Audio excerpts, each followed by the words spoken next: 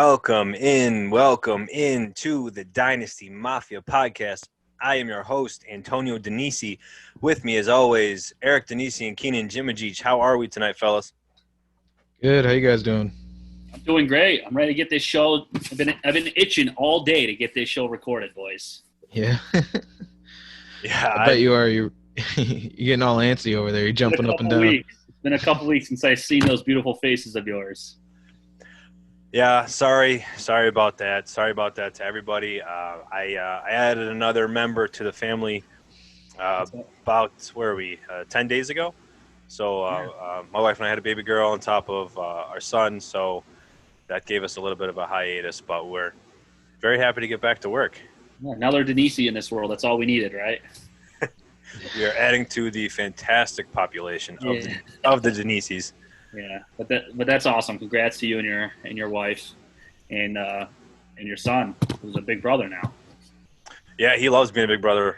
Thank you. We're very surprised. I mean, he's a good kid, but he's 18 months, and we were surprised with how compatible he was to her very quickly, right out the gate. I mean, the first half an hour was rough. I'm going to be honest. If you could see, it was kind of like a horror movie for a second, honestly.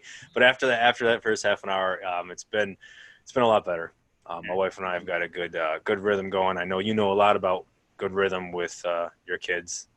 So that's all it is. It's all rhythm. It's all rhythm. You make up the rules as you go. There's no right good way. book on parenting, Antonio. Exactly. No right way. That goes out to everybody. No right way. So now that we are back to this, there has been some things that we need to catch up on.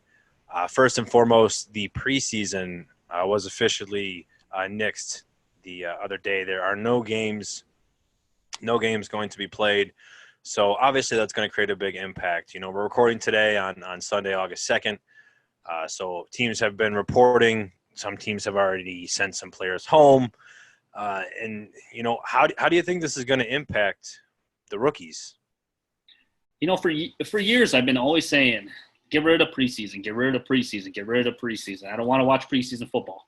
And now they take it away from me. I want to watch preseason football because I'm in all these dynasty leagues and I have, you know, all these players that are on the bubble of making a team, and I want to see what they can do. And now I'm really nervous about some of my draft. I mean, I didn't invest much equity on any particular player that I'm nervous about making a roster or not. But some of these rookie, you know, especially undrafted free agents that signed up, they probably don't have a chance to make the roster.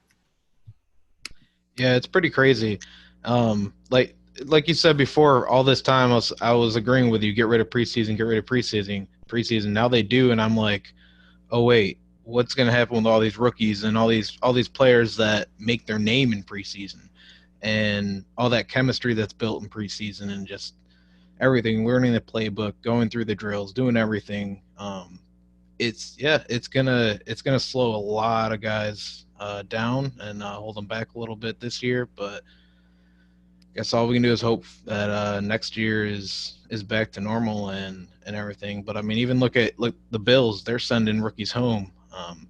So like, it's just going to be a completely different experience for the rookies, and they're not going to get that time before the regular season to, like I said, build the chemistry and do all that.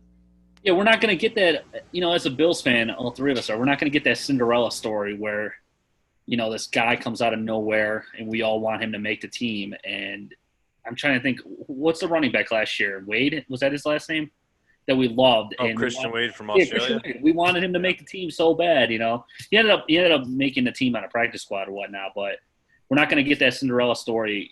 You know, I feel like every year here in Buffalo, the fan base picks a guy that has slim to no chance of making a roster and has a good preseason.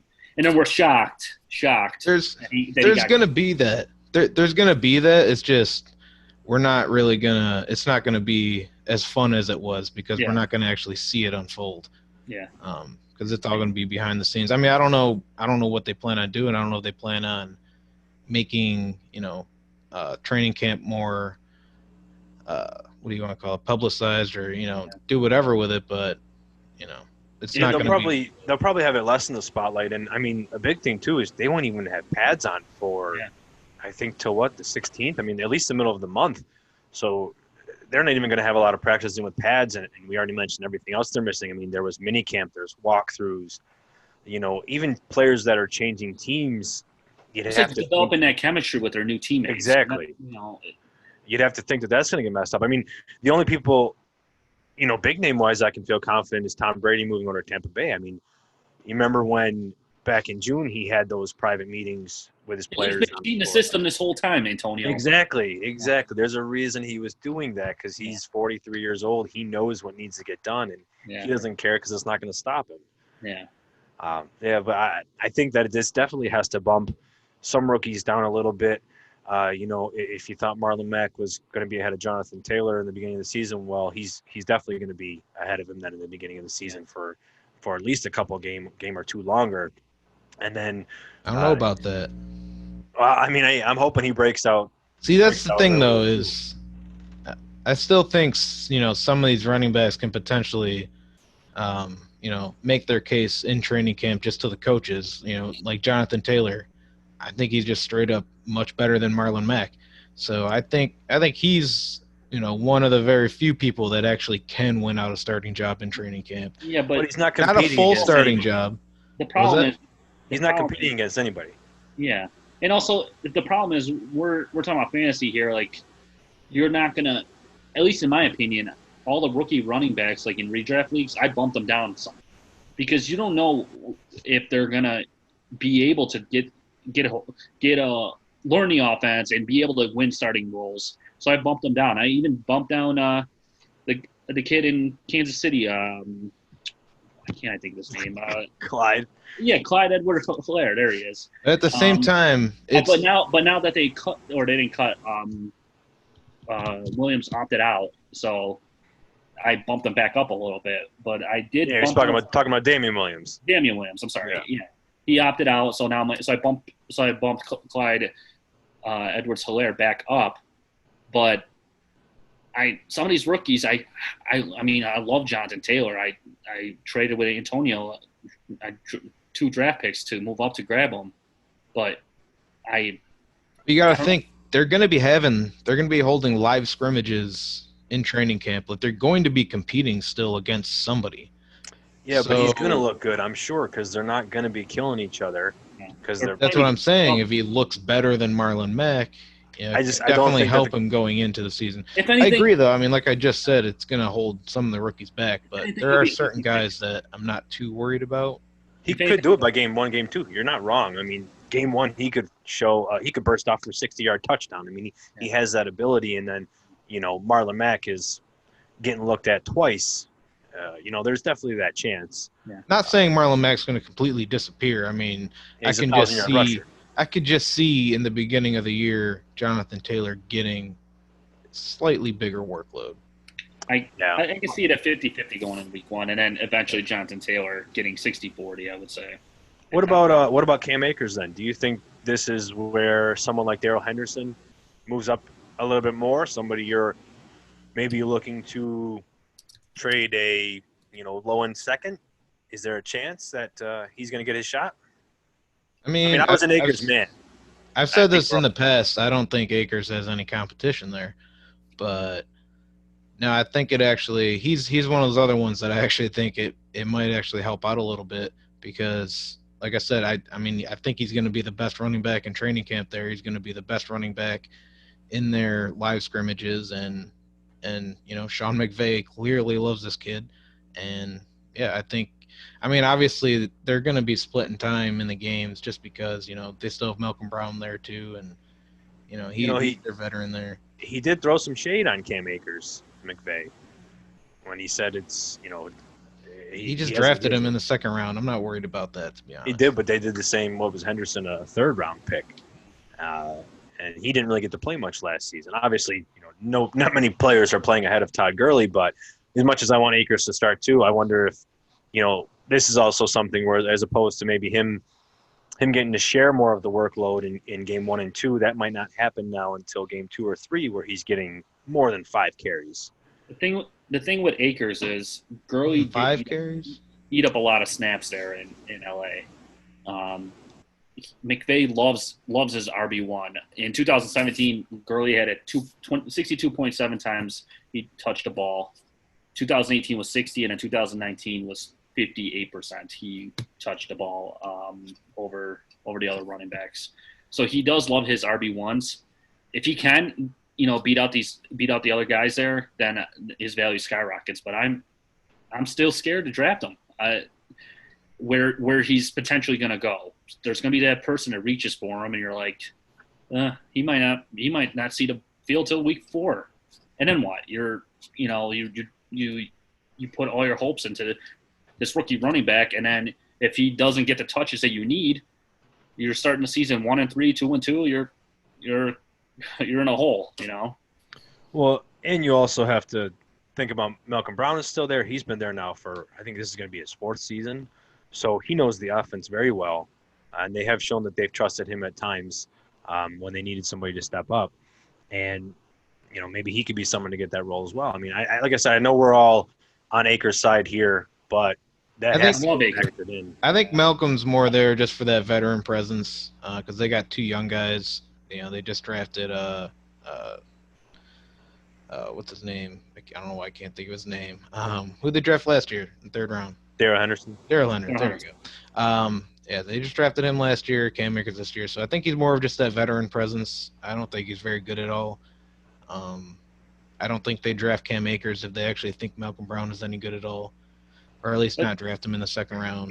But it's not that he's not good. It's just, maybe he won't get that shot as early as we were hoping. That's the only thing. Redraft-wise, if you're looking at the ADP right now, Darrell Henderson's obviously not being drafted over Cam Akers. So maybe right now we're looking at Henderson's a better value, and then when Henderson pops, maybe you try to trade him, or you draft the both of them, and then, like I said, when one pops, try to move him, or I guess that's a really good, make sure we're really paying attention to that little running back battle during training camp because, a lot of people are going to be drafting towards the end of August, and I think we're going to have a good idea on whoever is popping off there the most in training camp, that's most likely who's going to be getting, the bulk of the carries in the beginning of the season. So that'll be an interesting one to pay attention to. Yeah, let's make it clear. We do like Akers for the long run, well, in my case, maybe not this year, but I do love Akers moving forward. Yeah, absolutely. I definitely think he's going to be that lead back. And, I know you mentioned that Edwards-Helaire got moved up in your rankings. I agree. I did move him up. He is 6th in mine for redraft this year. And speaking of him, like you said, Damian Williams opted out. So he's going to be the guy. They have Darrell Williams. They have Darwin Thompson, who they drafted last year. They have Dwayne Washington that they got from the Raiders.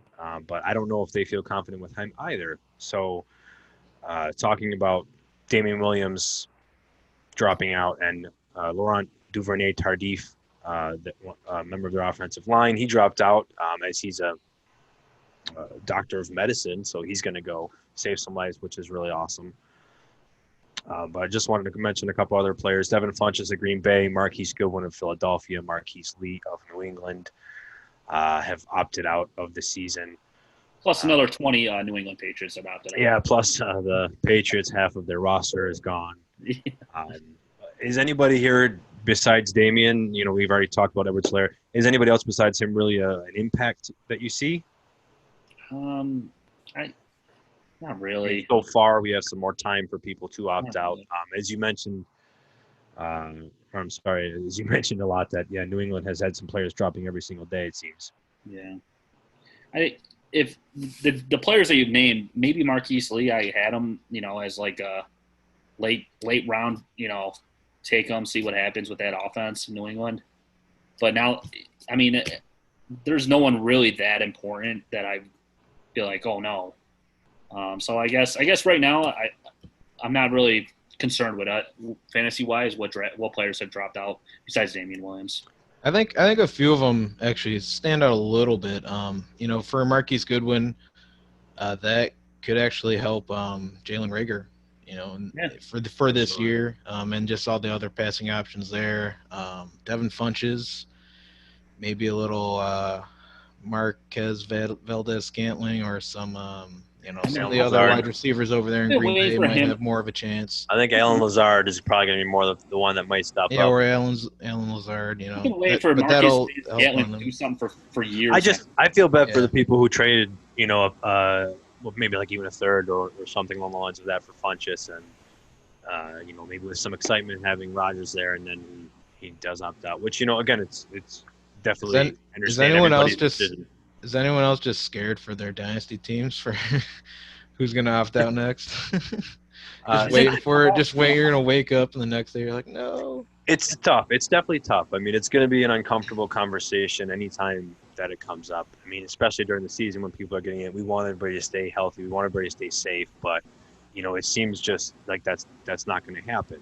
So, certainly respect everybody's decision opting out. Yeah. So far we've had a big list of players who've gotten COVID. Gardner Minshew today for Jacksonville got added. Matthew Stafford yesterday. Kenny Galladay, T.J. Hawkinson. All three of them on the same team for Detroit. Mason Crosby for Green Bay, Jay Sternberger, Justin Jefferson, the rookie from Minnesota, Devontae Booker for the Raiders, Lane Johnson for Philadelphia, and Keyshawn Vaughn. Actually, along with Keyshawn Vaughn, the rookie for Tampa Bay, two other running backs on their team got COVID. So LaShawn McCoy's our starter, people. Draft him. Yeah, I mean, it's just interesting how many people have gotten already. And, obviously we're hoping for safe recoveries and that they're all okay, but it is definitely worrisome that people are opting out as well as this many people are getting COVID already, that hopefully that we can stay healthy for the next 36 days. Hope so. I mean, hopefully this is over hopefully it's over tomorrow. It'd be nice. Yeah, but, and I know we were talking before the show, and I mean no ill intent with the question, but are you looking at any of these players, like a Kenny Galladay or a Justin Jefferson, and you're like, hey, he might have already gotten it, and from what they're possibly saying, that they you can't get it again, whatever side of the fence that may come to. But are you looking at that maybe as a draft decision, looking between, Kenny Galladay or, let's say, Amari Cooper, for example? I'm not. Like I said before the show started, I'm going to pretend COVID's not a thing. And I'm going to draft just as normal because you can't really control what's going to happen. Fingers crossed, no one else gets it, which probably won't happen. But who says that Kenny Galladay doesn't hit the field and tears his ACL? What's the difference? You can't control injuries and you can't control the virus. So I'm just going to pretend that none of that happens and just draft who I think is going to help me win a championship. Yeah, I'm not gonna let it really affect my draft. I mean, if I'm sitting there, like you said, between Amari Cooper and Kenny Galladay, that's a great example because they're actually being drafted like right next to each other. I might look at it. If I really can't decide and I'm just trying to pinpoint little things here and there, and I just can't decide between the other two, then yeah, I'll probably go kind of Kenny Galladay. And if you're trying to stack, wide receiver QB stack, Stafford and Galladay, they're, I guess, a safe stack if you think about it that way. So I mean, yeah, but again, I'm not gonna reach on a guy, just because they already had COVID or anything like that. But if I'm really between two people and I just cannot decide, then sure, it'll be factored in. This is where Antonio gives us this crazy answer that we don't agree with. Ready? Here we go. Go ahead, Antonio. No, I've got nothing. I think I'm on the same page. I think it's you don't know what's going to happen in the future. It doesn't mean that I'm not going to play the game of they could or could not get it again. Like I think, like you said, I'm just gonna. We're not going to play it as normal. No, exactly. I'm gonna draft a little bit of depth though. I'll be honest. I may handcuff. Or draft another handcuff more than I usually do. Like if I don't get Zeke, I might go get Tony Pollard. If I get Saquon, I probably won't get Wayne Gallman. Actually, that's a good point. Actually, I heard someone talking about this the other day. I totally forgot who it was, but they were talking about it. And do you really want the handcuff? Because say you have a running back and you have his handcuff, but what if that running back has COVID? everybody in that locker room is potentially affected. What if exposed to it? Would it be better to have, Well, just maybe, but that's why I was saying, like, if I got Zeke, I wouldn't get Tony Pollard, but I would draft Tony Pollard if I didn't draft Zeke. Oh, okay. Because of that ceiling that could be there. But, like, if I draft Saquon, I'm not going to bother with Wayne Gallman. Yeah. I don't want to draft a handcuff, but I'm going to draft other handcuffs. I don't usually do that. Yeah. I usually don't do that because I want to get somebody else that I think there's upside. I don't want to rely on potential injury or something. But this season you have, the potential for a higher likelihood that somebody might be out. That's a good point. When it comes to redraft leagues, I usually rock with one quarterback and then pick up another quarterback, if my quarterback's injured or a bye week or whatever, in free agency. But this year I might, grab 2 or 3 just because of this whole COVID thing. Like I said, I only usually draft 1, sometimes 2, depending on how the board falls. But this year I definitely am gonna grab, because I don't want to be grabbing Ryan Fitzpatrick off the waiver wire to fill in, one of my, say I had Russell Wilson, and he, knock on wood, he doesn't get COVID. I don't want to jinx anyone, but yeah, I'm definitely going to look into depth. I think that's a great point, Antonio, and I'm glad you made that point. That position, and also tight end. Usually I grab 1 tight end, and especially if it's not one of the top 4 guys, I usually, I grab 1 tight end and I try to stream the waiver wire, try and play matchups. But this year, definitely will grab a couple tight ends as well. Yeah, I mean, I'm definitely going to make sure there's some IR spots that are reserved for COVID. I mean, as we get closer, I'm going to determine some more with the leagues that I commission. I know you and I are in some leagues together where we each commission them. So we've been talking, and we're just going to stay water. That's what we got to do, and just take every day as a new day, and we're kind of going to go from there. So we've been pushing back scheduling all our drafts and everything, and today was the first day we're like, we need to start talking about when we're going to do it. Yeah, usually this was 2 months ago that we'd have the draft day set. We had the draft order and everything for all of our redraft leagues. And this year we've been pushing it back, and I think now it's time to, start making some decisions, and hopefully everything, plays out. We'll see. I mean, it looks like the basketball's doing a good job and hockey, but they're in the bubble. And then the thing that scares me, you got the MLB, they're not in the bubble, and then there's players getting it left and right, and and NFL is obviously not in the bubble, and I don't know, it's a crazy world right now, and all we could do is play it, go day at a time, I guess. You're right. So with you saying that, it's hey, it's August 2nd, it's time to start getting things moving. That's what we're doing today in our episode. It is our division previews. We're going to start today with the AFC and the NFC East.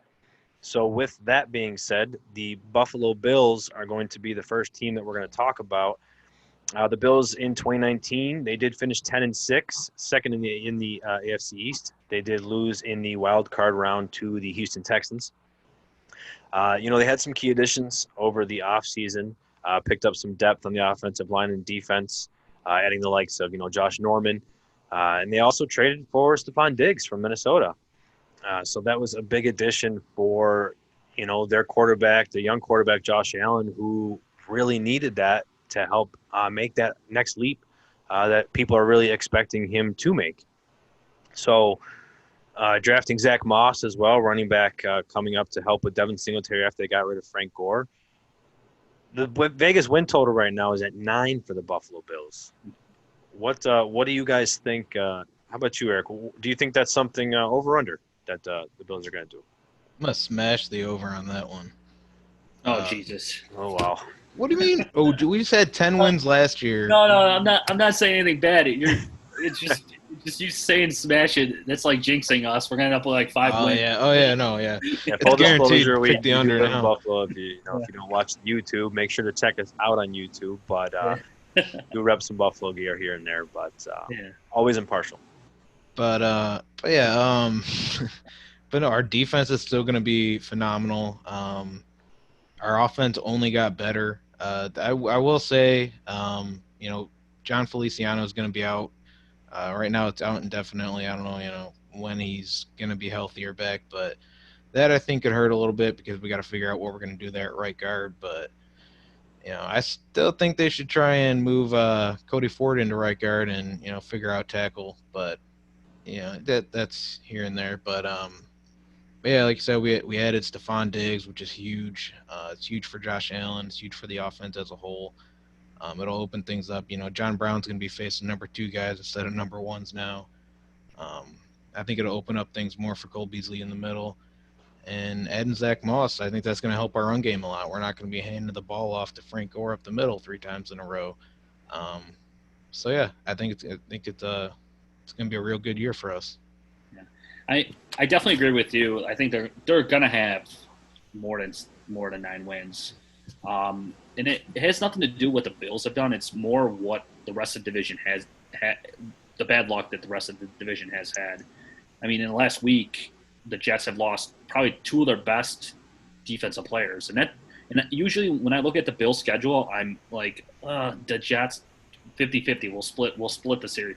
Now I'm thinking to myself, they're going to win both of these games, and they should win both of these games. Same thing with New England, losing, they lost Patrick Chung. They lost their linebacker. Hightower, Dante Hightower. Hightower, yeah. They lost Cannon, their right tackle, too. So there's no reason the Bills should not win 5 games in the division this year. And the only game that they might lose, I'm going to say, is Miami. I think Miami's an up and coming team, and they're hiding underneath the radar. They added some great talent. We'll talk about them in a little bit, but I think when it comes to the Bills, and I don't bet against or for the Bills in fantasy or any type of money, because if I bet against them, they screw me. If I bet for them, they screw me. So, but this year, the reason I'm saying they're going to have more than 10 wins is because of the bad luck the other teams in our division had. When the schedule first came out, I was like, oh boy, look at this schedule. But now in the last 2 weeks, I'm like, easy 5 wins right there. If maybe even 6 wins in the division. Get a couple more, you might even have a bye. Well, no, they just switched it. They're not going to be number 1 because number 2 doesn't get a bye week anymore, right? Correct. Yeah. Yeah. So but we might get a home playoff game. I guess we could all sit outside the Ralph and cheer our Bills out from outside the Ralph. But I think what has happened the last couple of weeks to the other teams, I think the Bills are in a good spot to get more than 10 wins. And I need to go to a casino and smash that as well. There you go. Yeah, we definitely have a lot going for us in the AFC East. Like you guys said, every team got worse in their defense. Well, I mean, I won't lie. Miami did improve, but they did get rid of Minka Fitzpatrick last year. Yeah. So they've added some pieces, but their deep ball and their passing game definitely got worse. Jamal Adams just left the Jets. They got worse. We just talked about the Patriots.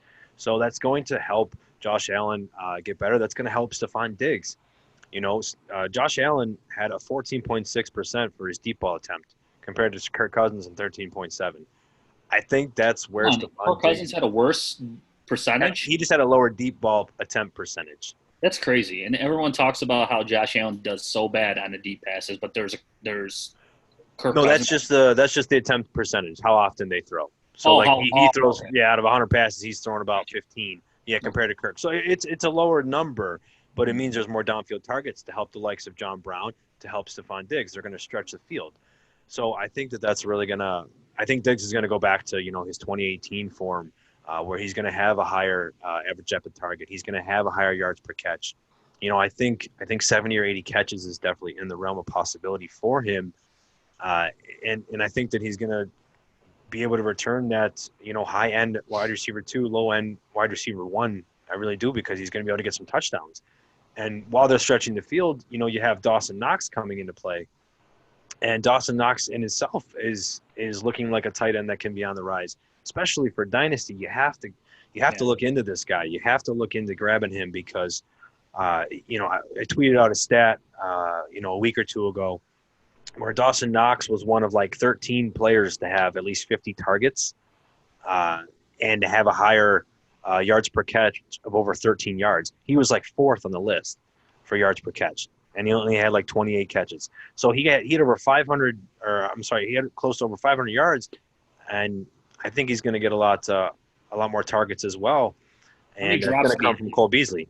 I mean, yeah, they had 36 drops as a team. How many did Dawson Knox alone have? I believe he had 14. That's crazy, and he only had 28 catches. That's insane.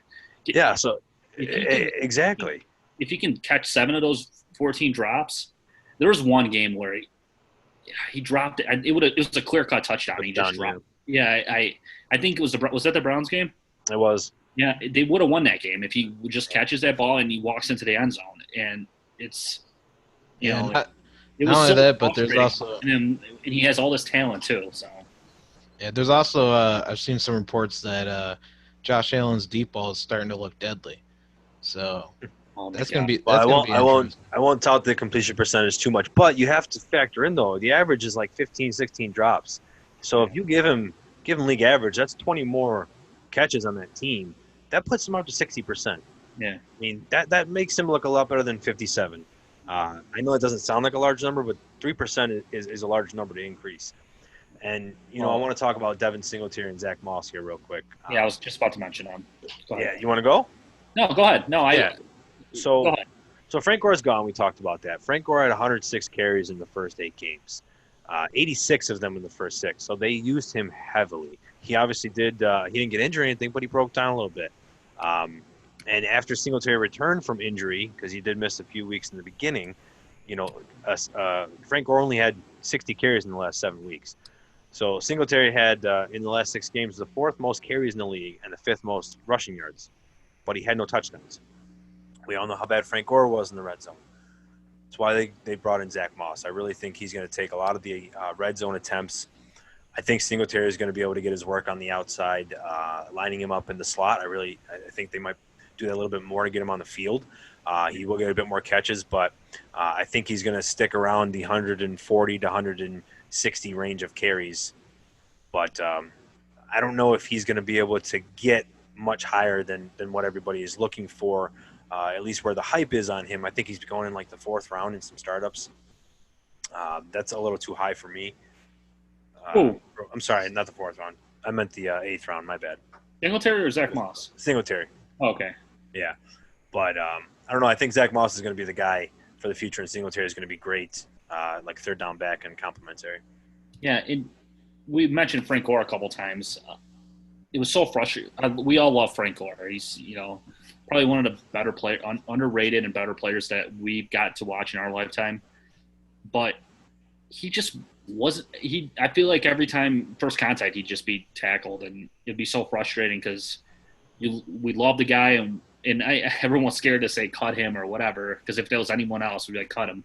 But in putting Zach Moss on the field, no one in college forced more missed tackles on runs and receptions than Zach Moss did in 2019. He had 98. I think this guy is very undervalued, and I think Josh Allen is going to love his 2 running backs. He's going to love Singletary from the 20 to 20, and he's going to love Zach Moss from the end zone to the 20-yard line. I think these guys, they might not produce, RB1 fantasy numbers, but Josh Allen's going to love them. And like you said, there are going to be more touchdowns where they're going to be lining each of them up. Yeah, their defense was 2nd in the NFL in points against, only 2 behind the New England Patriots. So I think there's a chance the Bills can lead the league in points against this year, even though they got a tough slate ahead of them. But that defense is great, and they drafted Zach Moss pretty high, so I think they're going to want to run the ground and pound, and especially when they're winning, they're going to want to try and control the game that way. So I do have Josh Allen still throwing the ball a bit more. I do have them running a bit more plays than the 1,015 that they had, but I think it's going to be a good year for the Buffalo Bills. And I didn't even mention myself. I'm also taking the over with the 9 for Vegas, mostly to what you said, Keenan, that they got to win at least 5 out of the 6 in the AFC East. And if they win 6 and they can't win at least 3 to 4 games somewhere else, then they don't deserve. Yeah, they're going to win. I see them getting 11 wins. That's where I got them too. And it sucks because this is going to be our first 11-win season in years, and we can't even go to the stadium. Yeah, should have had it last year, but they did. They benched their starters against the Jets, which rightfully so. I just wanted to mention something about Moss, but not only that, but I think part of the reason why they gave Gore so many carries last year is because everyone else on that team just seemed to be fumbling the ball. Josh Allen had like 14 fumbles. Singletary in the 12 or 13 games he played, he had 4 fumbles. And Zach Moss, I'm pretty sure he had like at least 0 fumbles last year. He doesn't fumble the ball. And if he proves that throughout his first season, then he could easily be the one getting the bulk of the carries going down the line. I wouldn't be surprised if that was accurate, just because this coaching staff and general manager, they follow every little detail, and if that's I wouldn't be surprised if he had 0 fumbles last year. Just based on the point that you just said. I remember the Pittsburgh game, primetime game, Sunday night or Monday night game, and we're driving down the field and Singletary fumbled the ball. I wanted to kill him, but but it was a problem. What's that? It's a problem. Yeah, it definitely is a problem, and Josh Allen did it too. I was just watching the play where he fumbled it in Cleveland, and I think it was Feliciano. He recovered it in the end, and he did like that somersault in the end zone, and I'm like, just the way he had it, I'm like, just talking, Allen. Come on, man. But yeah, well, I think. Do you think he's gonna hit top 5 this year? What? Do you think he's gonna finish top 5, Josh Allen? I mean, I think he. Go ahead. Fantasy wise, I definitely think he can hit top 5. Well, yeah. Just as a passer in NFL, I don't think he's gonna be top 5. No, I'm gonna say this. I'm gonna say this. I think he can hit top 5 in fantasy, but I'm also gonna say this. He's gonna get a lot more attention from the national media because the national media is so stupid, like Colin Cowherd, because they just look at pass percentage, completion percentage, just because what Antonio said about the drops, and if they cut that in half, his completion percentage is in the 60%, and he's going to get more attention because that's all they look at. Unfortunately, they don't watch the games, and that's the problem with analytics. You got to watch the games as well. And I think he's going to get more attention as a quarterback, but he's also going to be really good fantasy wise. Yeah, I mean, he does really make some overthrows, but he also gave John Brown the best year of his career, and Cole Beasley had the most catches. There's a video on Twitter with Mahomes making all these overthrows. Yeah. People are just. Yeah, we'll hope for that ascension, and say we'll so many bad things to some people. I know it's all right. We'll definitely see how that season goes. So another team hopefully doing a little bit better than they did last season would be the New York Jets, the Jets. In 2019, they finished 7-9. They were 3rd in the AFC East. Vegas has them at over under 7 right now. I was gonna take the over until Jamal Adams was gone and C.J. Mosley dropped, and I think I really have to go the under on that one. So talking about those key losses, they brought in Brashad Perriman, wide receiver from Tampa Bay. They brought in aforementioned Frank Gore from Buffalo to help relieve Le'Veon Bell. They drafted Mekhi Becton, the tackle. They brought in some linemen. They drafted Denzel Mims, wide receivers. So what are you guys making of the tale of the New York Jets this year? It's under. Simple as that. They just traded their biggest strength on their roster, which is Jamal Adams. And, I mean, they got good value for him. So, but I think it's going to be under just because their best player was traded on the defensive side, maybe even on their whole roster. What I've seen on Twitter is Adam Gase does not have a good relationship with any of his players. And is that good for Sam Darnold? I wonder what their relationship is like. God forbid if they're on rocky terms, they're gonna ruin him, and he's gonna be a bust.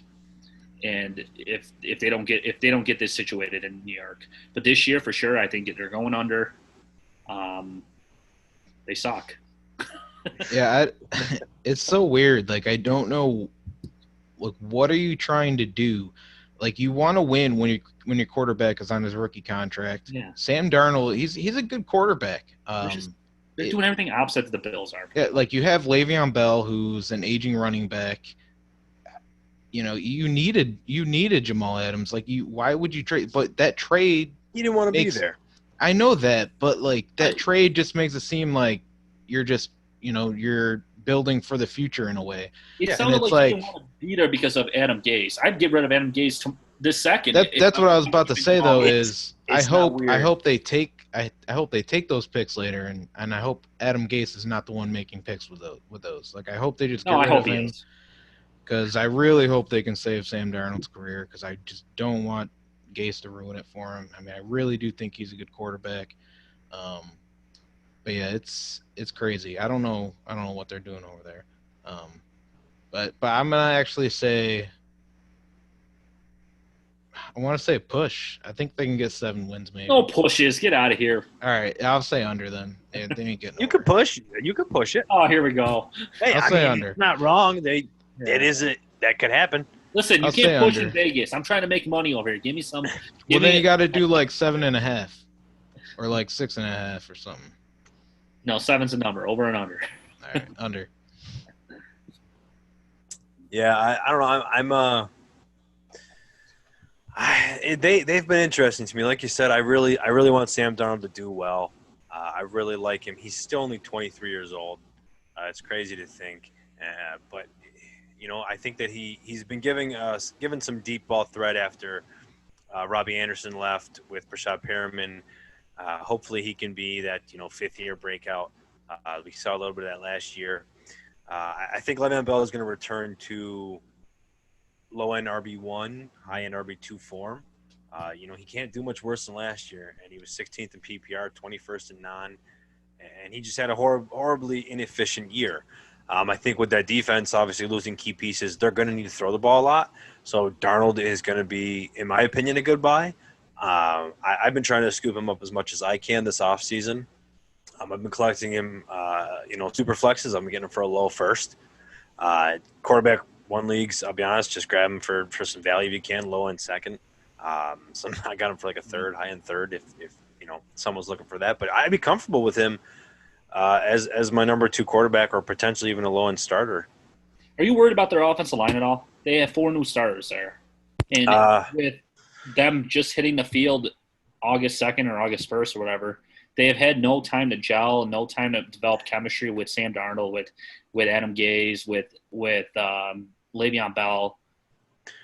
That's one thing where if we were talking about this back in May, I'd be like, okay, they're going to fix the offensive line. They drafted offensive line, grabbed a couple free agents, but they have 4 new starters, and they barely have played. They haven't played together, and they're not going to play together until September.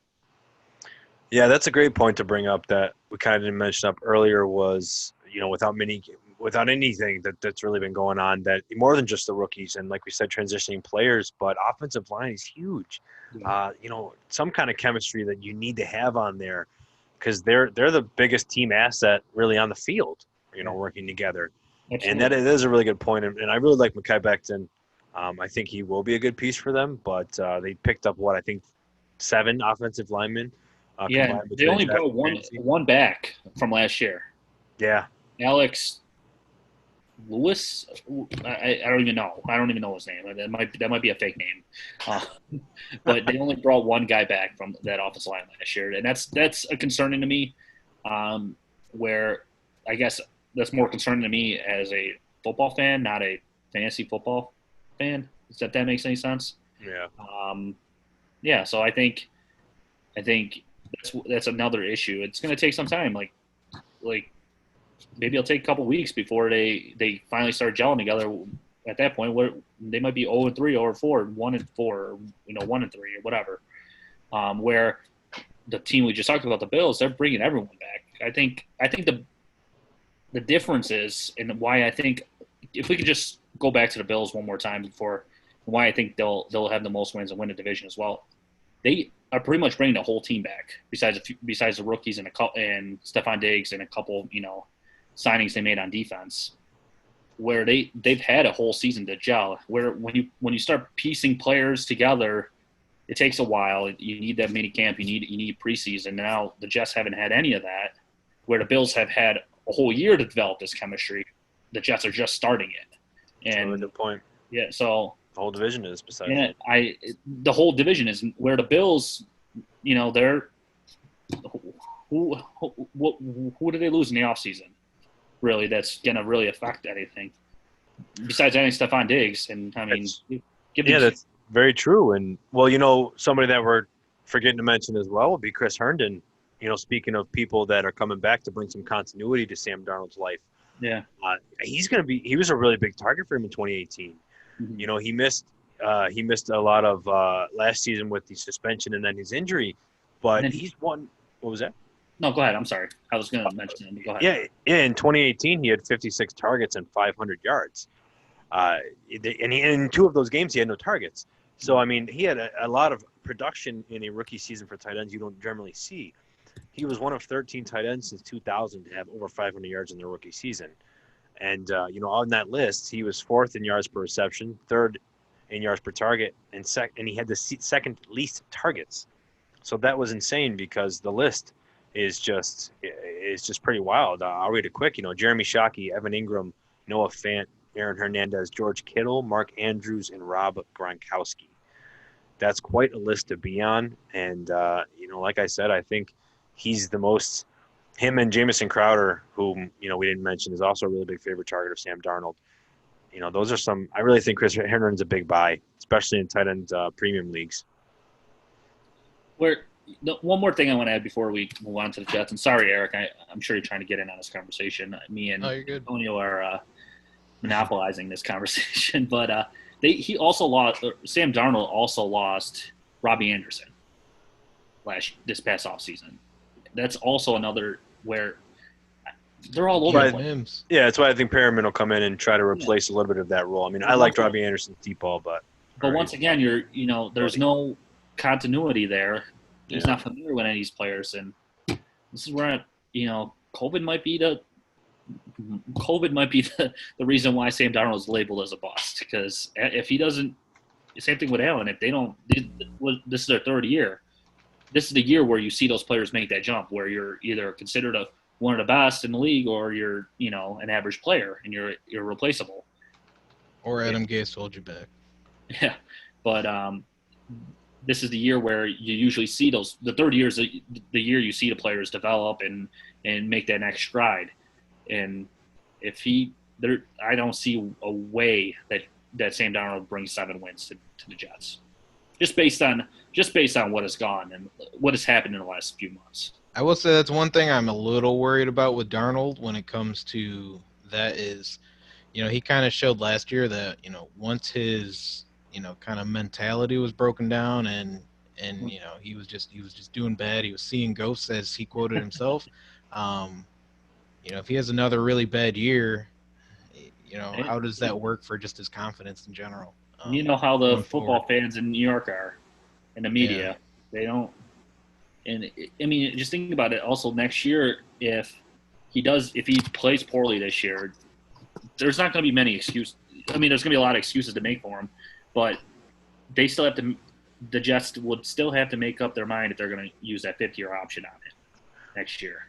Well, sorry, I didn't mean to interrupt you there. Just kind of talking into this. I mean, looking at their schedule, I don't even know where – I mean, I think Adam Gase might get fired, to be honest with you, and they might just bring in someone else because they can't lose Sam Darnold, man. But who's their offense coordinator? Is it Shane Gailey? No. No, he's not there anymore? I thought it was Shane Gailey. I can be wrong. No, Shane Gailey's in Miami now. It's Dowell Loggins. He got promoted up. But, sorry, so just talking about their schedule here. So they start opening at the Bills, probably a loss. Home of San Francisco, loss. At Indianapolis, loss. Home to Denver, home to Arizona. Both tough games. Then they're at the Chargers. That's the closest game I can see them maybe even winning, but it's away. Then they're home to the Bills again. I mean, then they're at Kansas City. That could be potentially 1-7, maybe at best 2-6. Yeah. And I don't know.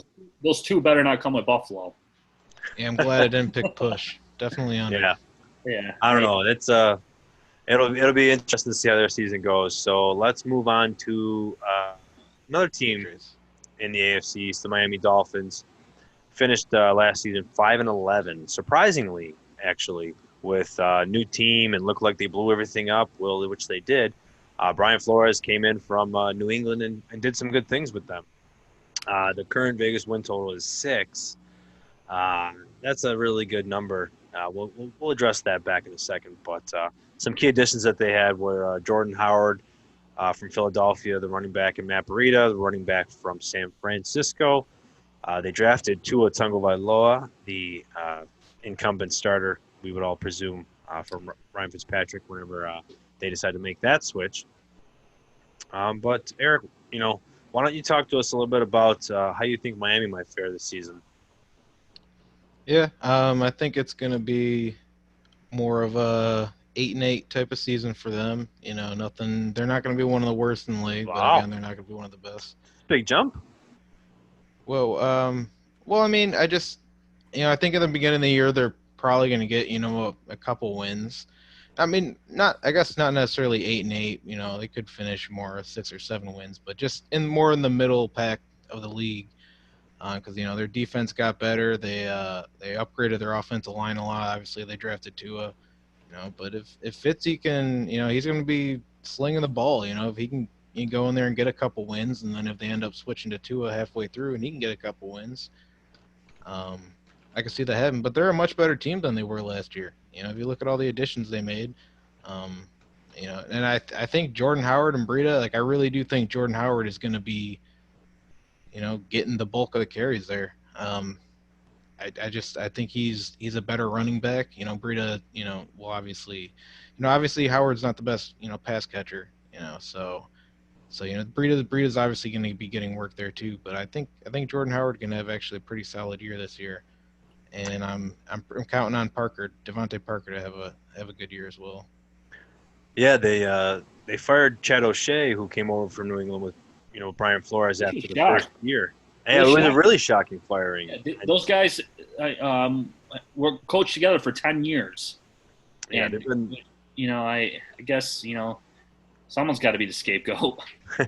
Yeah, someone had to get fired. They brought in Chan Gailey, who's now on his third AFC East team after coaching the Bills and being with the Jets. And, they have some promise to look forward to, though, because they did score at least 20 points in their final 7 games. They averaged 26.7 points per game, which actually was, I think, 6th in the league. So that was kind of surprising. And now they bring in Tua, who obviously brings a lot of optimism with them. But, yeah, I think that they're a team that could pull away some 2 wins against the Jets, maybe sneak another 1 or 2 from New England.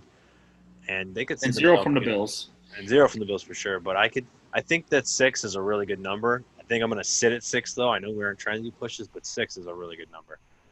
Wow. Yeah, I think I'm going to go with 6. Sorry. All right. Well,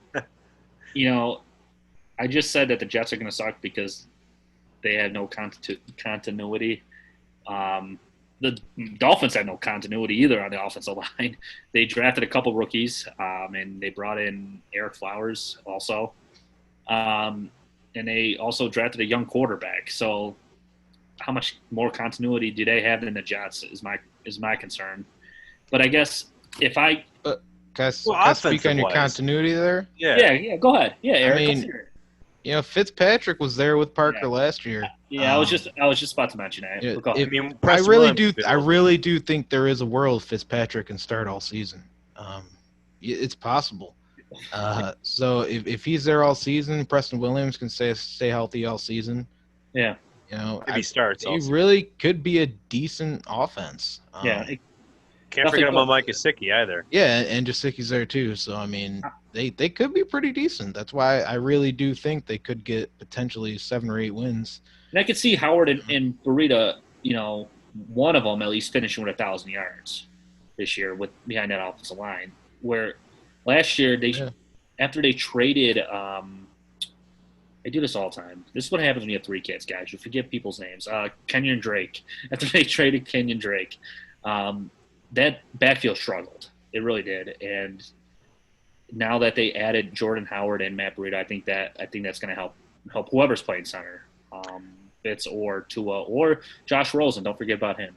But I do think if I'm not going to go with the push, even though I want to, I'm going to go with over at 7 wins. I think I have a side bet with Joe Sorrow. I know he's one of our listeners.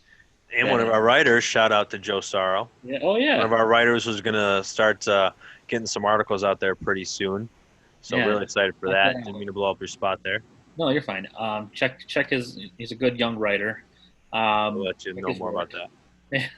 But I think we have a side bet going where I said that Miami's going to finish ahead of the Jets. Just a $5 bet. No, nothing too crazy. So I'm going to go with over just because of my side bet. Just shit. Nice. Yeah, well, that's we'll see how that shapes out. Yeah. But just talking quick about Breida and Jordan Howard. Chan Gailey offenses, his last 3 offenses, he's targeted as running backs 21%. DJ Spiller. They've had 21% of the target share. So that's something that I think really bodes well for Matt Breida. And if that's the case, you're probably looking at over 100 targets to those running backs. Now, I don't think Breida's going to get 80 or 90 catch targets, but I think that him and maybe Patrick Laird could be a little sneaky surprise. But yeah, I think, like I said earlier, Gesicki's a really, really good tight end.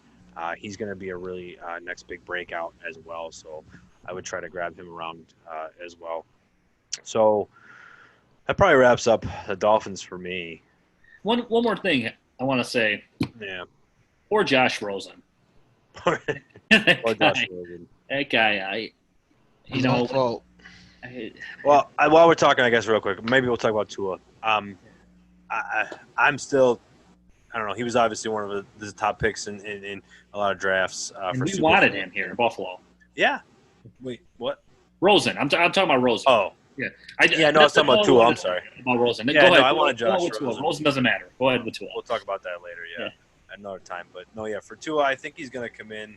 Eric thinks Fitzpatrick will last all season. I think, Fitzpatrick will do as great as he wants to do. I'm not saying I think he will. I'm saying I wouldn't be surprised if he does. There is a world. I would definitely be surprised if he is too, but just with the way their schedule is this year, having to play the AFC West, it's going to be tough. But speaking of a team who, is going to have a tough schedule and a tough ride, the final team in the AFC East, the New England Patriots. We obviously know whom they lost, the greatest quarterback of all time with Tom Brady. And they finished 11-5 last year. First in the AFC East. They did lose in the wild card to the Tennessee Titans.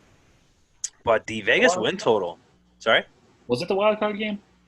Yeah, first round. Wow. Or not first I'm sorry, divisional. You're right. But I lost Tennessee. But, sorry. So the Vegas win total this year is 10. That's at least what it was currently at as of when I looked yesterday. Vegas is high. That's what's going on. Vegas is on drugs. Whatever they're on, give it to me. But they're not going to get 10 wins. They're not. They've lost. Not only did they lose a bunch of people to the opting out due to COVID, but they lost Philip Dorsett. They lost Jamie Collins, Kyle Van Noy, and you said that guy named Brady. There's no way they get 10 wins. Yeah, I'm sure this is going to drop a bit now with more recent news coming. So I think 10 definitely would be tough. I'd be smashing the under, even with Cam Newton coming in and trading for Brian Hoyer to bring some continuity or some familiarity with that offense. But, yeah, I agree. I don't even know if – as great as Belichick is, I think he wants secretly deep down this to happen. I think that, with us being tormented by him for the last 2 decades, he's just going to keep doing it somehow, some way even more. Yeah, I think I agree. I think it's going to be an under. If losing Hightower and Chung that's a big blow to their defense. Yeah, they had the number 1 scoring defense last year. Yeah, that changes a lot on that defense. So, and then if you're just adding that on top of losing Brady, just in general, that I just don't see. I agree. Belichick's one of the greatest of all time, but that's just. I also don't see them being a number 1 overall pick, being a number 1 overall team to pick or whatever in the draft next year. I don't think they're going to be the worst team in the league at all. I mean, last year I thought Miami wasn't going to win 2 games, and they somehow won 5. And I can see them winning 6. 6, 7. I think it'll be more than 6, just because of how good of a coach Belichick really is, Yeah, and they still have good players there. They still have a good team, but it really all depends on what happens there at the quarterback position. I could definitely see the Bills losing in Foxborough too. Being that one division loss. Well, you got to remember too. They got N'Keal Harry, that second-year player coming in.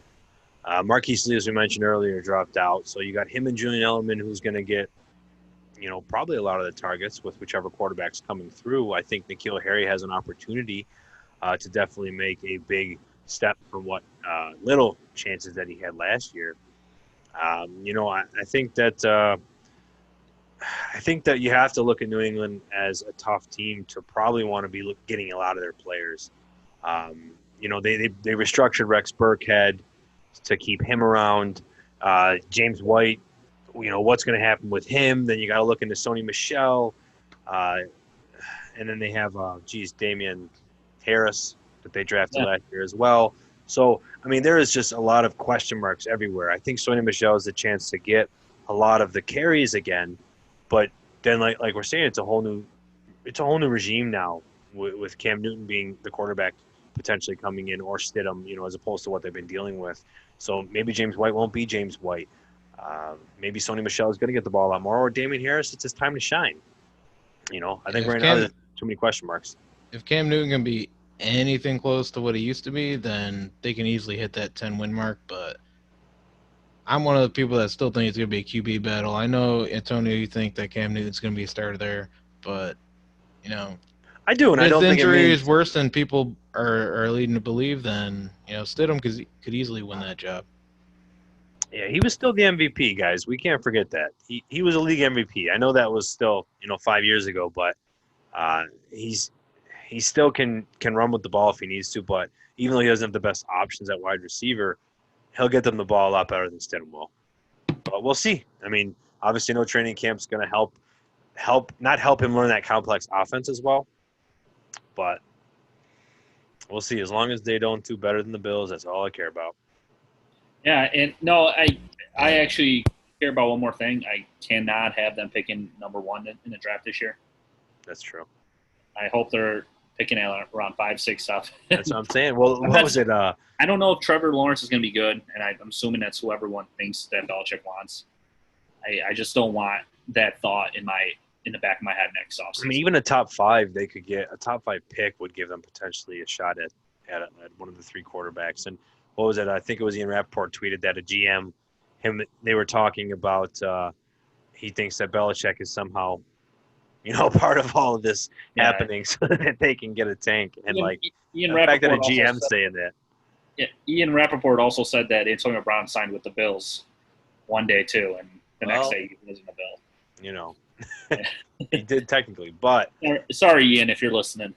Yeah, he signed with New England, played with everybody. Maybe he'll be coming back this season. He did get hit with that 8-game suspension, so that could be a surprise. Let's not talk about Antonio Brown right now, but let's move on over to the NFC East. That's going to wrap our AFC East right now. So the NFC East. Before we move on, we have the Bills and winning that division. Yeah, I think we have the Bills winning that division. Yeah. Who do we have second? I have Miami. I probably am going to have New England, and then Miami, and then the Jets. I'll have it too. Yeah. Well, you know me, I like to be bold. I'm a Miami, New England Jets after the Bills. I like it. Trust me, I hope that happens. So let's move over to the NFC East. We'll start with the team that finished second after having a lot of high hopes on their shoulders. The Dallas Cowboys finishing 8-8 last year. They added some firepower, though, in the draft with CeeDee Lamb, a very unexpected pick who kind of just fell into their lap. And, they were already sixth in scoring with Amari Cooper and Michael Gallup taking a leap, having Zeke Elliott. So despite that 500 record, they put up a lot of points, and that defense got better. So as of right now, they haven't had any big impacts from COVID or people really leaving. Besides Jason Witten, big loss. But How about you, Keenan? What are your thoughts on the Dallas Cowboys? Let me just say, I hate this division. Every year we have to watch this division on Sunday night or Monday Night Football, and it's a horrible division to watch because the teams aren't good. But when it comes to the Cowboys, you said it right there with them adding that firepower on offense with drafting Lamb. That's what it is. I don't know. I really don't know what to think of them because they haven't used really Gallup to his potential as either there in Dallas. Hopefully Mike McCarthy can switch that up and use Gallup because for years at least for me, for the last 2 years, I always thought that Gallup can be their number one. Now, they draft Lamb and everyone's saying that Gallup is potentially their number 3 option. And I don't know if that's going to happen or not. I hope not because I have a lot of stocks in Gallup. I just don't trust the Dallas Cowboys. I really don't. I don't trust Dak. I'm not a big Dak guy. I'm not a believer in Dak. I know he's going to be playing for that contract next year because he didn't get it this offseason. What do we have them at? What does Vegas have him at? Oh, sorry, 9.5. Oh, man, I'm gonna be a rich man after this episode. I'm going straight to Vegas. Under. I don't. They just never play up to their potential. I don't know if it was Jason Garrett's fault or if it's Dak's fault. Everyone gives Dak too much credit. A lot of his stats come in garbage time as well. They're either blowing out teams or getting blown out or they're down a couple scores, I feel like, and they have to throw the ball. And that's where I feel like Elliott last year, he took a hit last year because they just had to throw the ball a lot. They were bad. And so, but I'm going to go with you here before I keep rambling here. Yeah, I'm going to be the opposite, and I'm definitely going to take the over on that one. I respect it. Yeah, I think they're going to be fantastic this year. Obviously losing Travis Frederick on that offensive line is going to hurt them there, but they still have a great offensive line overall, so I think they're going to be fine. They got Zeke. He's going to be fantastic, and then giving Dak these receiving weapons. Adding CeeDee Lamb, who I think is going to turn into an elite wide receiver. Not necessarily this year, but come down the stretch. But yeah, I think his stats are gonna be close to last year. He's gonna be close to 5,000 yards, 30 touchdowns, and I really do think they're gonna be at about 10, 11 wins, and they're gonna have a real good year. I like McCarthy going in there.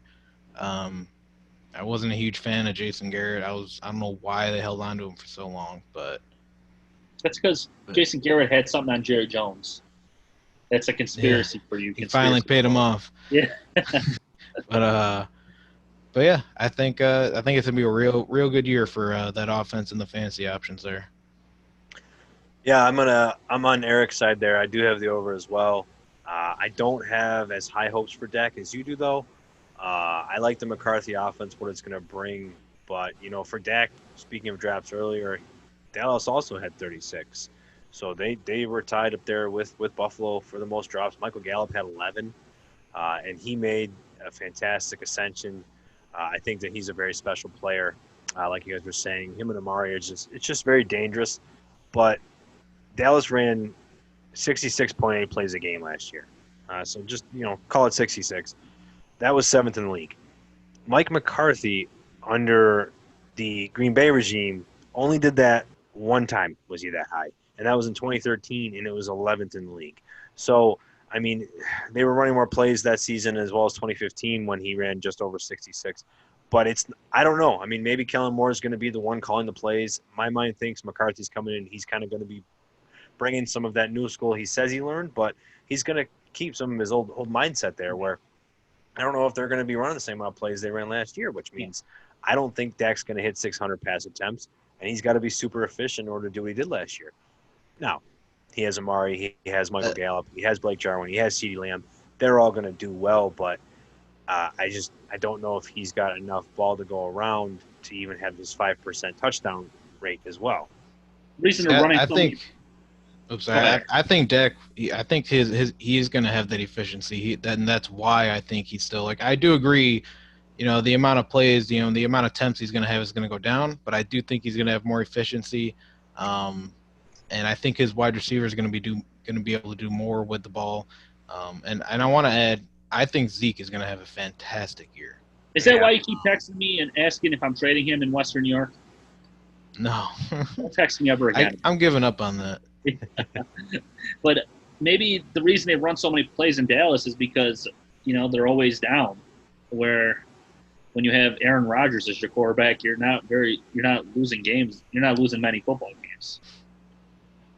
There you go. That too. So I've read something on Dak not too long ago, is how much of his stats come in garbage time. I mean, we saw it against the Bills on Thanksgiving.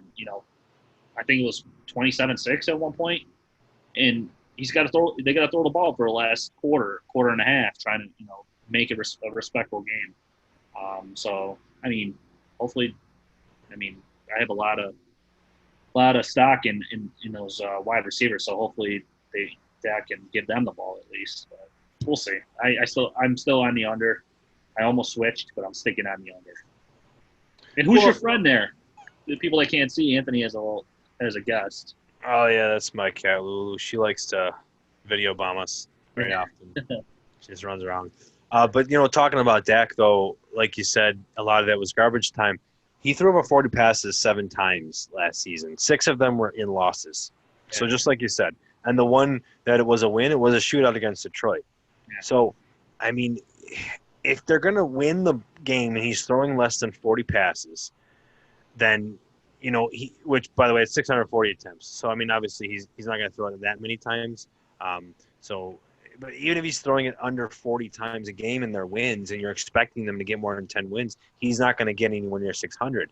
And if they're losing and he's not if they're losing and he's throwing it over 40, well, you aren't expecting them to lose that much because you have, expecting them to get more than 10 wins. So in that world, that's where I think that you're right, they can be efficient, but I don't know if they're going to get to the point where he's going to be returning that top 3 or 4 value people have been looking for this offseason. Everyone's like, oh, Dak Prescott's number 3. Dak Prescott's number 3. Not everyone, but, there's been a lot of hype going on there. Yeah, and that's why I always say when people say, oh, Josh Allen has never thrown for 300 yards and Dak has thrown for 300 yards this many times. It honestly does not freaking matter. Because Ryan Fitzpatrick has thrown the ball, 300 yards plus. When he's throwing the ball 40-plus times in Miami, he's going to do it because he's throwing the ball 20 times more than some of these quarterbacks. And last year was a perfect example. The Bills controlled most of their games, and Dallas didn't, and that's why Dak threw for 300 yards and more than Allen did. But he also threw 40 times a game. And how many games did you say? 7? Yeah. He's gonna. I hope you can throw for 300 yards when you throw for 40. He threw for 300 yards in 7 games too. Yeah. And, 4 of them were losses. So. Again, we're not trying to bash. It's not a bash fest. Well, for you, you're on the under. I'm on the over. Yeah. But yeah, I think it's Dallas is going to do well as a fantasy asset. I think they're going to do well from an NFL standpoint. But I just think regression's got to come a little bit down from how high they were. And Blake Jarwin. I know we keep talking about tight ends. A lot of these teams got tight ends that have been doing well or could be up and coming. But I think Blake Jarwin is somebody, and Michael Gallup, 3rd-year breakout. He is I'm telling you guys.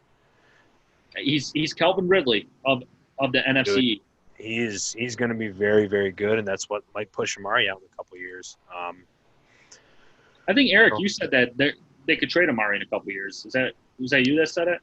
They're gonna have to choose between Gallup and Amari after 2021. And I'm guessing they're going to choose – I'm guessing Gallup is going to be the cheaper option. Obviously he will be because if they keep Amari, it's still going to be his current contract, and they'll probably restructure it or do something. Yeah. But it all depends how much they're going to have to pay Gallup, how much Gallup's going to – but, with adding CeeDee Lamb, I personally don't think Gallup's going to have – I think Gallup's not going to have as good a year as he did last year. So if he's not doing as good, he's obviously going to be a little bit cheaper come 2021. So But yeah, I think the future will be Gallup and CeeDee Lamb there.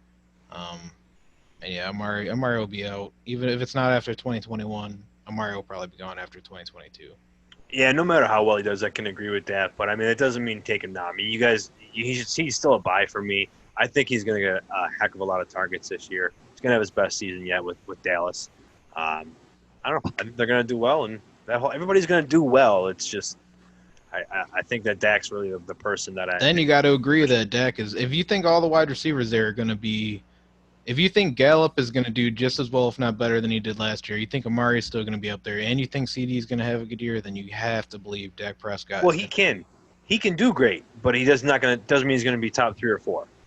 I mean, he can still have a good season, but I don't think that's going to happen because you got to look that Jason Witten's gone, Randall Cobb's gone, Tavon Austin's gone. That's almost 200 targets right there that are gone. So it's not like but none of those names.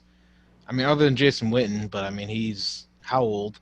I mean, I don't care if Randall Cobb's gone. I don't care if Tavon Austin's gone. Well, you should care. That's almost 1,500 yards. Not when they yards add and 8 CeeDee touchdowns. Lamb and they got Blake Jarwin now too. Who yeah, but CeeDee Lamb's not getting 1,500 yards and 8 touchdowns, and Blake Jarwin did actually well last year too. I mean, but just because CD is not going to get 1,500 yards and 8 touchdowns doesn't mean CD plus somebody else isn't going to get 1,500 yards and 8 touchdowns. But who's that someone else? They don't find somebody. I mean, well, that's a fourth wide receiver or another tight end, and I don't think they have that. Dalton Schultz that they drafted. Trust me, I'm not worried about them finding someone. Well, no, that's just my only. That's just my only argument against. It's not like Cobb and who else did you say was there that left? Tavon Austin left. It's not like Tavon Austin was anything special. No, he wasn't anything special. So. I just think that's why there might. I think that's a replaceable spot there. It is replaceable, but I think that's what they're going to do is concentrate more on 3 wide receiver sets. So Amari, Michael, and CD. So for me, would you rather personally, if you're running a football team, would you rather have Tavon Austin and Randall Cobb, or would you have CeeDee Lamb and someone you don't know? I would rather have CeeDee Lamb, but that's not what I'm getting at. I'm saying that there's so much yards and touchdown and production that's missing now from that offense that I don't think they replaced enough for Dak to be able to repeat his near 5,000 yards and 30 touchdowns. That's why I think Amari can do well, Michael Gallup can do well, because they did last year, and they can improve on that even by 10 to 15%. And there's still production left over that I don't think Dak's going to get. That's all. Yeah, I guess that's just where I'm at. Is I think between CD, Gallup, and Amari, I think between those 3, plus adding Jarwin there, plus adding what Zeke gets, I think just what those guys are going to do is going to be able to elevate these guys below them to actually have decent years and put up those stats that are missing. Yeah, I get that. Definitely do. And I can see that side. And with that, let's move to New York Giants. So 2019, the Giants were 4-12, third in the NFC East. Their biggest losses so far has been Nate Solder, who opted out of the season, their big left tackle. They did just draft Andrew Thomas, the first tackle, number 4 overall, who may slide over to the left side, mostly played right in college. But, their defense had the 3rd highest points allowed last season, and Vegas currently has them at an over-under of 6.5. We got ascension of Daniel Jones, and hopefully they can stay healthy. They had trouble last season. So what do you think the Giants can do for them this year, Keenan? All right, the Giants, what do we have them at? What's their win total? I'm sorry. 6.5, sorry. No, you might have said it. I might have missed it. I'm a big Daniel Jones fan, just because he comes out of Duke University. I'm a big Duke guy. Didn't go to college there, which I did, but I want to cheer for this guy. He had such an up and down season last year. He had 3 great games where he threw 4 touchdowns and over 300 passing yards for fantasy reason. Fantasy-wise, it was great. But he also fumbled the ball 15 times in his final 8 games. He also turned the ball over 22 times in the 12 starts. That's like Jameis Winston without the touchdowns. So I don't know what to think of Daniel Jones yet. Still too early on him. They did bring in Jason Garrett from Dallas to run the offense. I don't know if he's going to be enough. They have such a tough schedule to start. They have San Francisco, Pittsburgh, Chicago, the Rams to start the season. It's just I don't know. I really don't know I don't think they're going to be able to overcome that start. When it comes to Daniel Jones, fantasy wise, I'm staying clear from him in redraft leagues. I'll take him in the best ball league because he has those great games. It all comes down to Daniel Jones for me.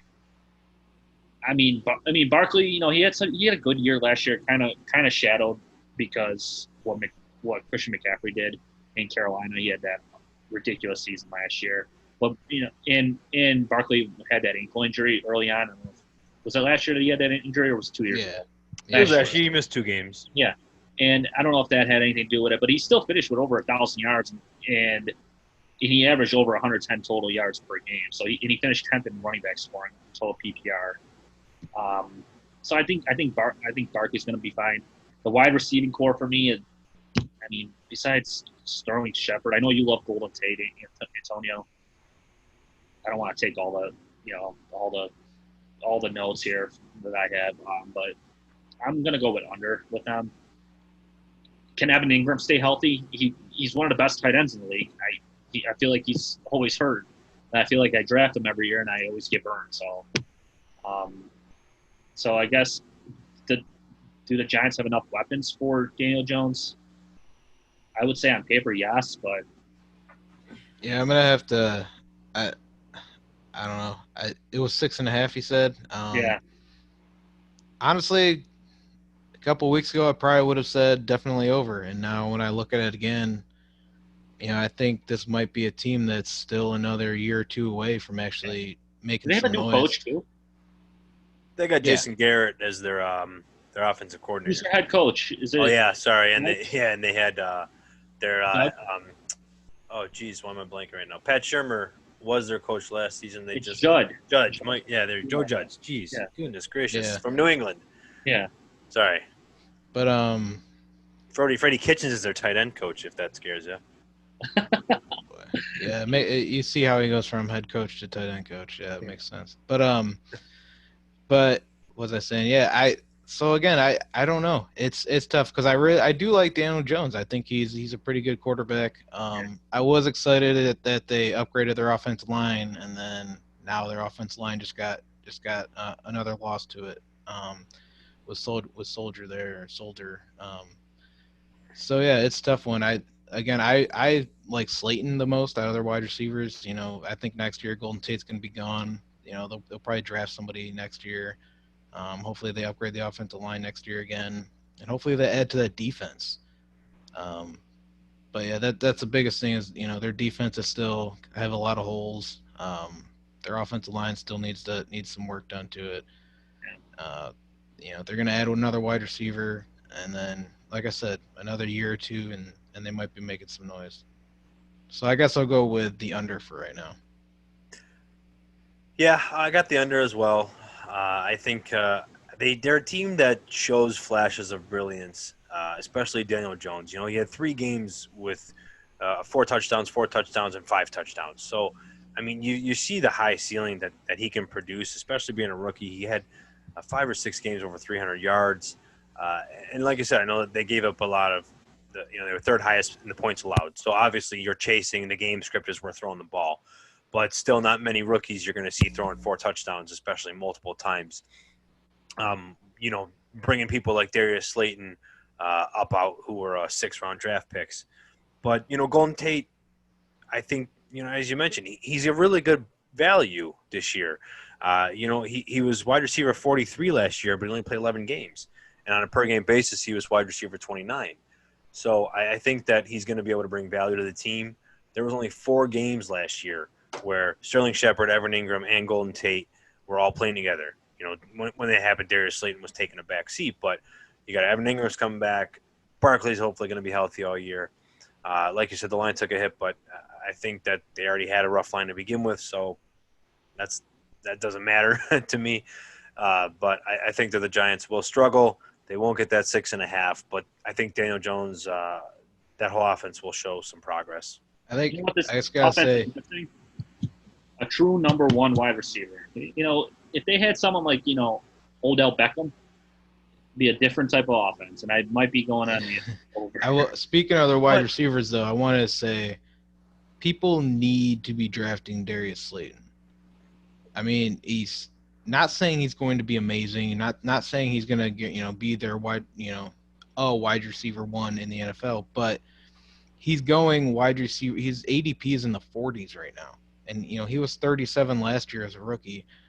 I really do think he's going to have a better year than he did last year, and then that defense still struggles, so they're going to be throwing a lot, and he's a big play threat. So I think he is potentially going to be in the realm for another 7, 8, potentially 9 touchdowns next year. So I think people need to make sure they're drafting him. He's not getting enough love.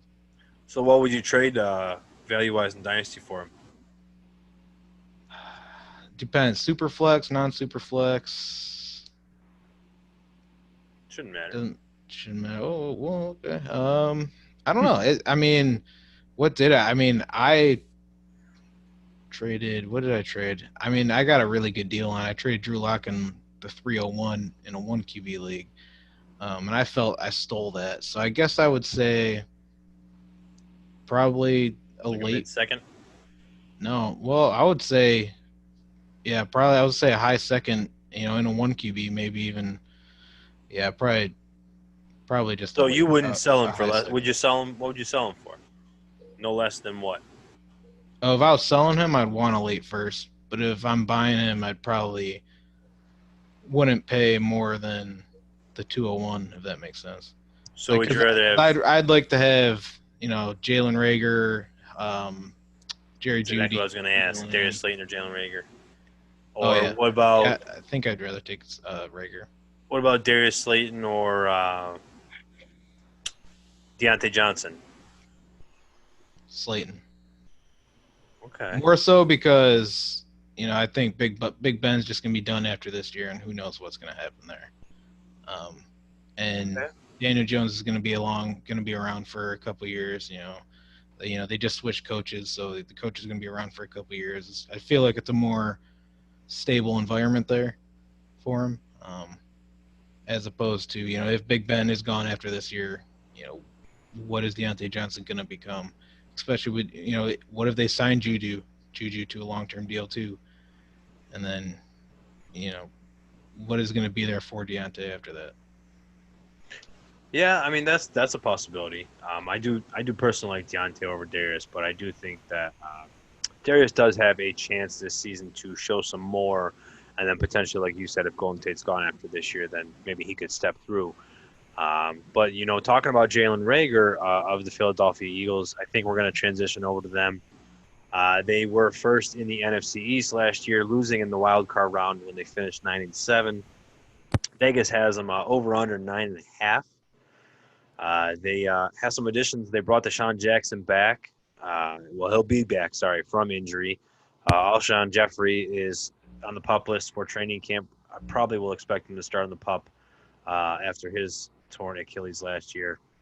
But they did draft Jalen Reagor, so that's something good. They lost Brandon Brooks, one of the top guards in the league, and Jason Peters was brought back, but it sounds like he might be a guard. So transitioning from a career-long tackle to be a guard, that'll be interesting. But yeah, that's some points here on the Eagles. How about Keenan? Come on, let's hear it again. Another tough one. I hate the NFC East. I really do. I just can't. I don't know. I really don't know. I'm gonna say 10 wins for them, just because Carson. I do want to. I'm sorry to interrupt. I do want to mention some breaking news talking about the Eagles. It's coming up. Ironically, Doug Peterson is apparently diagnosed with COVID. So that's interesting. Sorry, I didn't want to interrupt you there. But that's going to send some shockwaves, huh? And that's 2 weeks. He's got a quarantine for 3 weeks? So he's going to be back. I don't know how that's going to work now. That's got to be interesting. You're right. I mean, Sean Payton had it, but that wasn't really during important times of being a coach. And now, what do? You better trust your assistants, I guess. Yeah. I mean, I'm assuming a lot of Zoom calling. I'm assuming he's okay, and this is just making sure that no one else gets it from him, and so he's gonna be at home, so he's gonna be doing a lot of Zoom calls and stuff. So maybe they'll get a live feed, like a Facebook Live thing, and so you could watch the games or the practices. Yeah, no, they'll film. They'll film the whole practice, and they'll just watch it at home. And yeah, but I mean, what is that?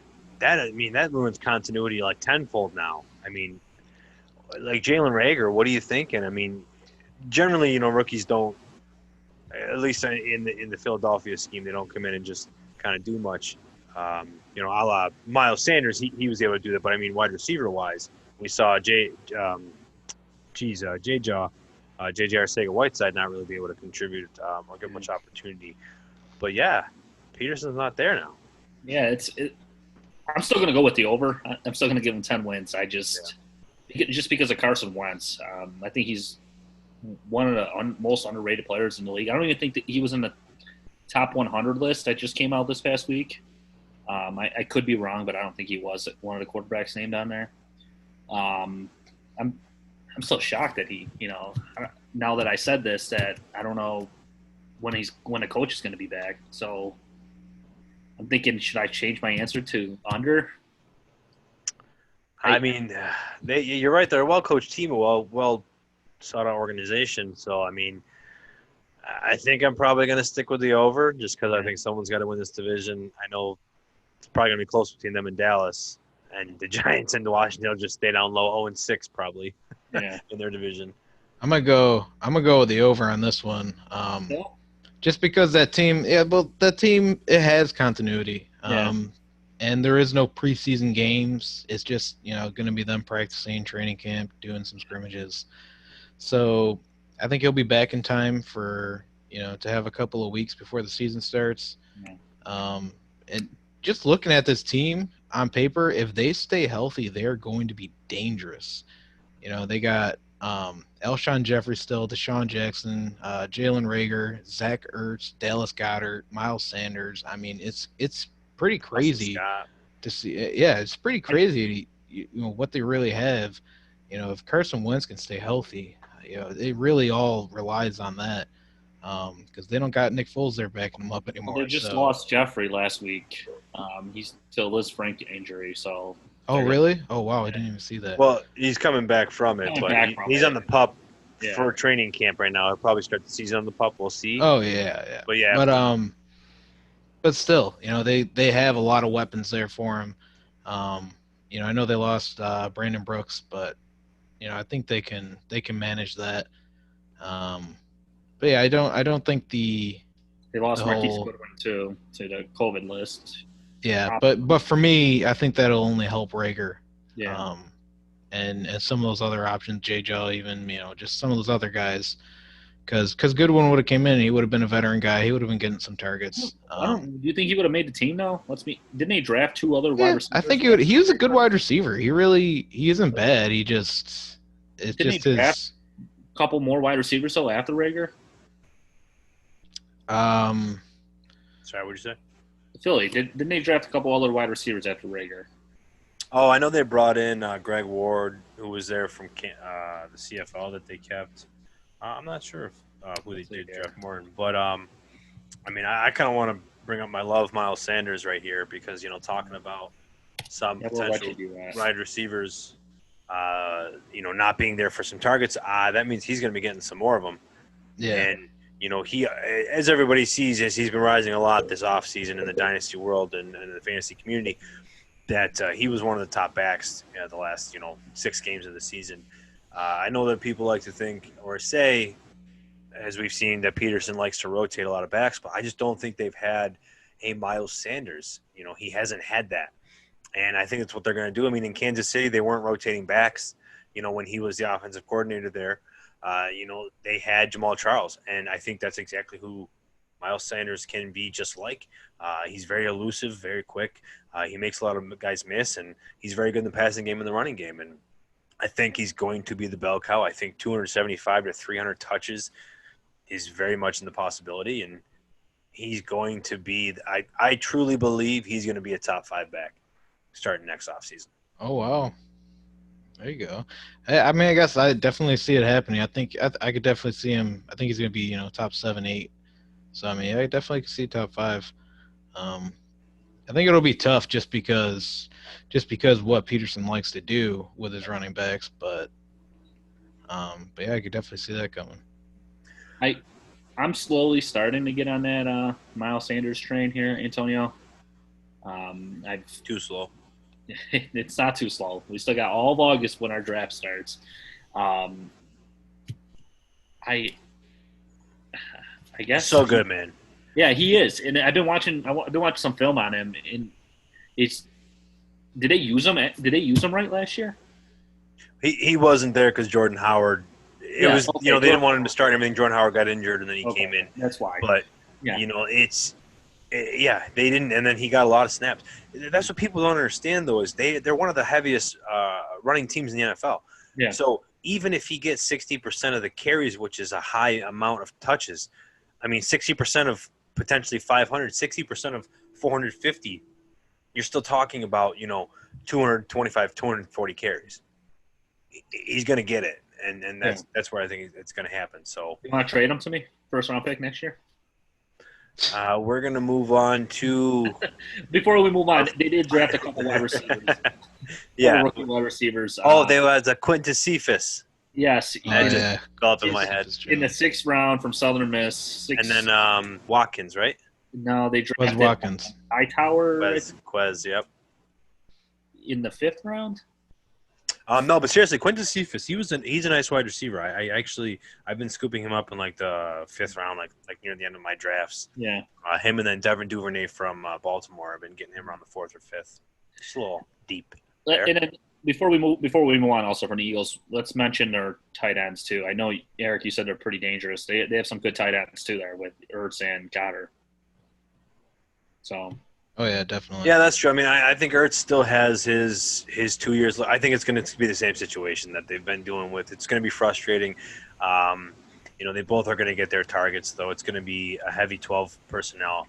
A lot of red zone touchdowns. So, yeah, didn't mean to pass on them. Thanks for catching us back. But I do think that's just going to be kind of status quo as it's been for at least another year or two. Yeah. So I'm talking about more regarding the Vegas's 9.5 over and under. I think they bring a lot of insurance. It's like an insurance policy for Eagles. They're both really good, pass blocking and receiving. So yeah, that's I agree with that. So our final team for this episode is actually the Washington, not Redskins, now known as the football team. So we'll just Washington football team. Going to have to get used to that one for a little bit.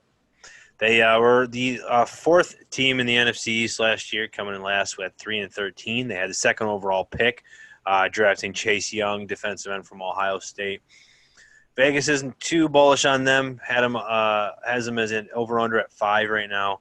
They did bring in Ron Rivera, who brought over a bunch of people from his coaching staff with Carolina, especially Scott Turner, North Turner's son.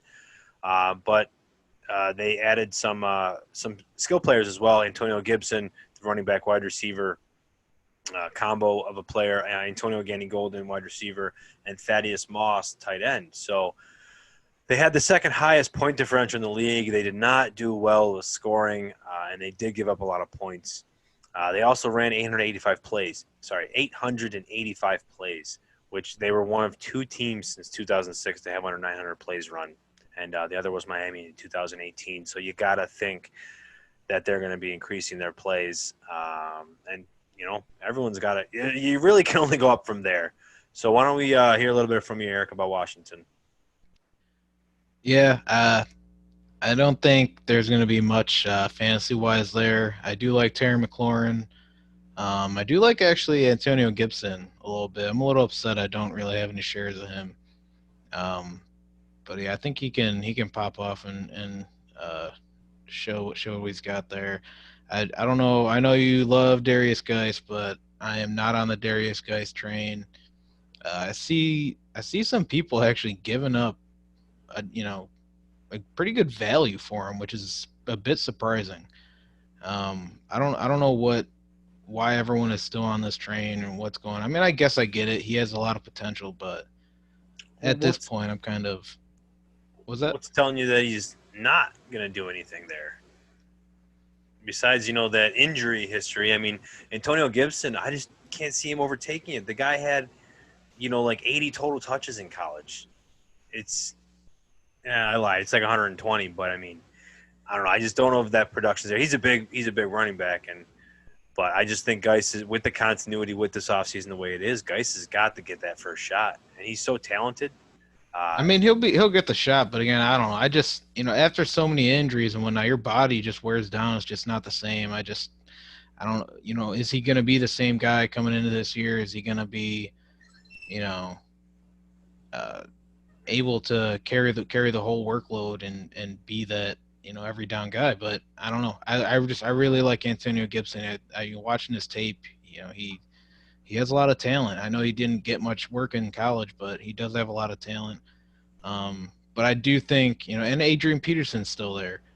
He's still hanging along there, and they like to give him carries.